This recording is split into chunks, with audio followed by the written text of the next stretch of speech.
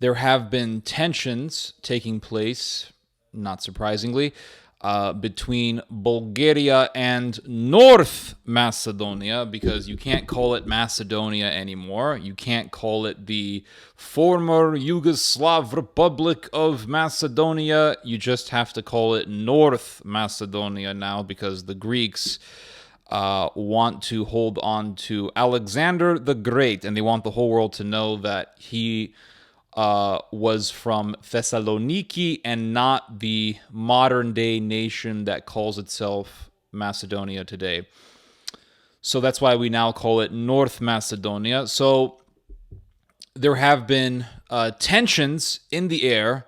There are still tensions in the air between Bulgaria and North Macedonia, and there have been riots, very destructive riots taking place in North Macedonia over a French proposal that North Macedonia and Bulgaria could agree on in order to now commence talks regarding North Macedonia becoming an EU member, because Bulgaria is a member of the European Union, but not North Macedonia.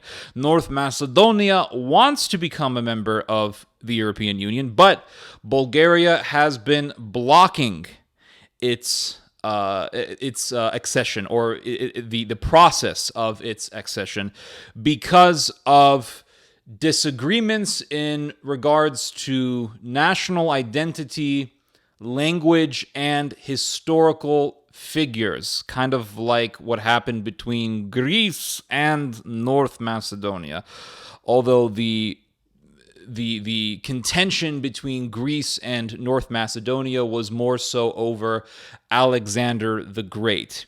The contention between North Macedonia and Bulgaria in regards to historical figures are over people who lived decades ago, or national heroes who were alive in the modern era.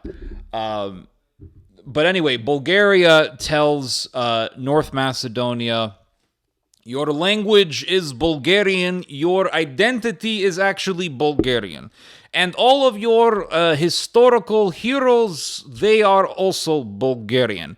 And so Bulgaria is basically saying that North Macedonia is Bulgarian. You are all Bulgarian.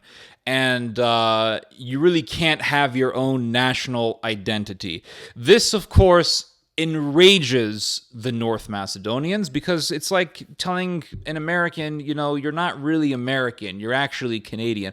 Or, a more accurate scenario would be an American telling a Canadian, you're not really Canadians, you guys are just really Americans. And I've actually caught myself saying that very type of statement about Canadians. Like, are you really your own country? Like, to me, you're just Americans. I mean, I went to Canada back in 2014, and to me, it was like I was in America, right? There's culturally, there's not a whole lot of difference between Americans and Canadians, unless you are in Quebec and you have to deal with the Quebecois and their French fries. Anyway,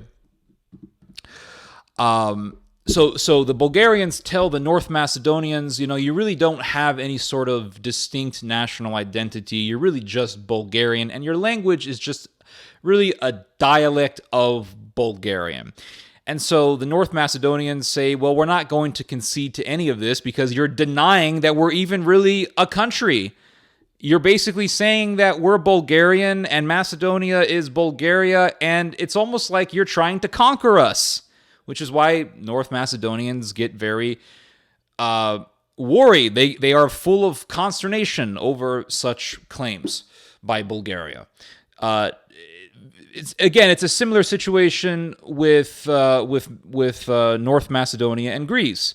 North Macedonia says, Alexander the Great was one of our people. And the Greeks say, well, no, he wasn't, because he was originally from Thessaloniki, and real Macedonia is in Thessaloniki. And what the Greeks will tell you is that by Macedonia saying that Alexander the Great was from their country, they're essentially saying that Thessaloniki, which is in Greece today, is really a part of Macedonia, and so the Macedonians are making attempts at conquering northern Greece. This is what the concern of the Greeks is based upon. And so the Bulgarians said, okay, if you want to join the European Union, you have to basically say that your language is Bulgarian, you're Bulgarians, blah, blah, blah, blah. And the North Macedonians say, screw you, to hell with you. So the French have intervened and they have said, okay, we can make some sort of concessions, we can make some sort of agreement where everybody wins the deal, and let's do something a little bit different. And so the French proposal is that North Macedonia makes a constitutional reform, essentially guaranteeing the protection of the Bulgarian minority that lives within North Macedonia. And if the North Macedonians agree to this, their constitution will have a preamble guaranteeing minority rights for the Bulgarians living in North Macedonia. And the North Macedonians would also have to make some sort of vague concession in regards to their language being somehow connected to Bulgarian. And the North Macedonians would also have to make some sort of concession, or they would have to make some sort of statement saying that they are against racism, etc., things like that. And Emmanuel Macron has stated that he is quite confident that the North Macedonians will agree to this. The president of, or the prime minister, I believe, of North Macedonia has stated that that he agrees to this, and this is what has triggered the riots. Now, all that is necessary for this, for these concessions to become official, in order for the EU accession talks to begin, is for the North Macedonian Parliament to have a majority vote on this French proposal. Whether or not that's going to happen, I don't know. But here is my concern in regards to this whole tension between these Balkan countries. There was the First Balkan War. First Balkan War happened early 1900s. The Bulgarians and the Greeks and the Serbs, they all allied together to fight the Ottoman Empire to drive out what was left of the Ottoman Empire in its European territory, which was in the Balkans. So drive what was left of the Ottoman presence in the Balkans. The Ottoman Empire lost, and you would think, okay, we had victory over Ottomans, now we're all friends. Slavic brothers, yes. But that's not what happened. They ended up fighting each other. Well, Bulgaria ended up fighting its Balkan neighbors over territory. And the Serbs and the Greeks allied together to fight the Bulgarians. And what were they fighting over? They were fighting over Macedonia. And so the Bulgarian nationalists, they still see North Macedonia as their territory. That's why they keep stressing on the North Macedonians to agree that their identity is really Bulgarian and their language is Bulgarian and their historical heroes are Bulgarian, etc. And this is a territorial dispute. That's what this is. This is a territorial dispute where the Bulgarians think that Macedonia is theirs. And they really have no distinct national identity. Now, of course, not all Bulgarians agree with this, but they are a lot of hardcore Bulgarian nationalists in that country. In fact, one of the biggest parties, there's a lot of nationalists in the Balkans, and one of the biggest parties in North Macedonia is an ultra-nationalist party, the name of which I do not remember because it's so damn long, which is also something that I find funny with Balkan countries, or really with a lot of these like Eastern European countries, that they'll have these long names that they'll somehow agree upon, albeit at times temporarily, in order to prevent any sort of tensions. Like Macedonia, no, you're not Macedonia. At one point in time, they were called Fyrom. Remember that? Former Yugoslav Republic of Macedonia, or for short, Fyrom. They'll have these long titles for themselves. So here is one of the biggest parties in North Macedonia.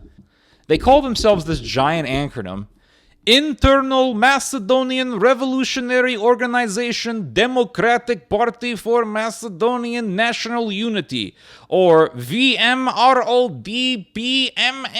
You have to either say the complete title or you have to say the acronym. If you don't say either or, you are a traitor to Macedonian race. I mean, it's just hilarious. Like in America, we have Republican, Democrat, or we'll have like Libertarian or something, Independent. These guys have these long, like it's like two sentences, or it's like a whole sentence. The name of their party. It's hilarious, but over there, it's not hilarious. Over there, it's very serious, and they are willing to kill over their territorial and racial and identitarian beliefs. I mean, I think 47 cops in North Macedonia were injured. 2 of them were seriously injured. People were throwing rocks. They were throwing petrol bombs, fireworks. It's crazy. Yet again, America also is full of loons. Just look at the George Floyd riots. But that's what's happening, and the world is becoming more and more polarized. Yes, I get it. These sorts of territorial disputes are very old. But what we're seeing are really these disputes becoming more and more open, becoming more and more prevalent, with a lot more people participating in them and expressing their anger and their rage. And people are just getting more and more pissed off. And I think, at least in America and in Western Europe, I think a lot of this was accentuated by the COVID lockdowns, with people getting more and more radicalized. And back in 2017, we saw a lot of these types of ultra-nationalist parties becoming very popular, getting big electoral victories in various parliaments. The world is becoming more and more polarized and more radical. And so we see ultra-nationalism in Greece, ultra-nationalism in North Macedonia, Bulgaria, Russia, Ukraine, Poland. We're seeing nationalism becoming more and more prevalent. And I think that this is all just a presaging phenomena. It's a sign that we are heading towards a global conflict. We're seeing Germany boosting up its military capacity. We're seeing people within the European Union talking more and more about becoming independent of American power. The American empire is becoming more and more minimal. Turkey is rising. The Russian Empire is reviving.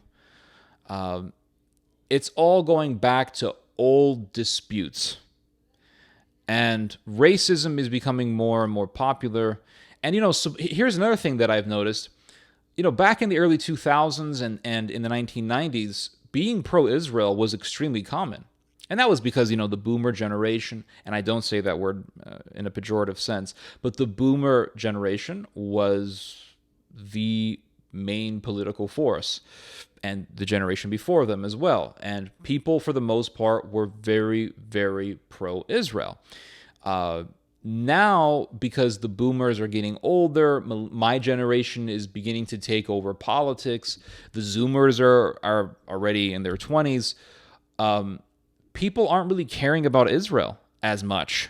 And so what's going to happen when the boomers die out or become almost extinct?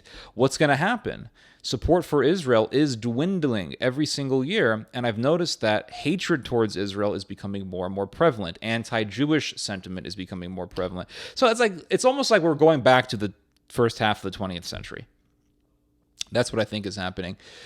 And these territorial disputes, be it between North Macedonia, Bulgaria, Greece, and North Macedonia, be it between Japan and China, Japan and Russia, all of, Greece and Turkey, I think all of these disputes are just a sign that we're entering a global conflict.